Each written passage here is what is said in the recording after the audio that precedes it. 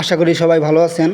এখন আপনারা স্ক্রিনে যে অঙ্কটি দেখতে পাচ্ছেন সেটা হলো ষষ্ঠ শ্রেণীর 2.3-এর ঐকিক নিয়মের একটি অঙ্ক। অঙ্কে দেওয়া আছে 2 কুইন্টাল চালে 15 জন ছাত্রের 30 দিন চলে, ওই পরিমাণ চালে 20 জন ছাত্রের কত দিন চলবে। তো আমাদের মাথায় রাখতে হবে এটা একটা ঐকিক নিয়মের অঙ্ক। তো প্রথমে আমরা লিখব 15 জন ছাত্রের চলে 30 দিন, সুতরাং একজন ছাত্রের চলে সেটা অবশ্যই বাড়বে, সেজন্য 15 গুণন 30। পরবর্তীতে আমার অঙ্কে চেয়েছে যেটা 20 জন ছাত্রের কত দিন চলবে, তাহলে সুতরাং আপনার 20 জন ছাত্রের চলবে 30 গুণন 15 ভাগ হলো 20। 30 গুণন 15 ভাগ হলো 20। এখন আপনি কাটাকাটি করেন, 10 দুগুণে 20, 3 10 30। তাহলে উপরে 15 আর 3 গুণ করলে 45, নিচে 2।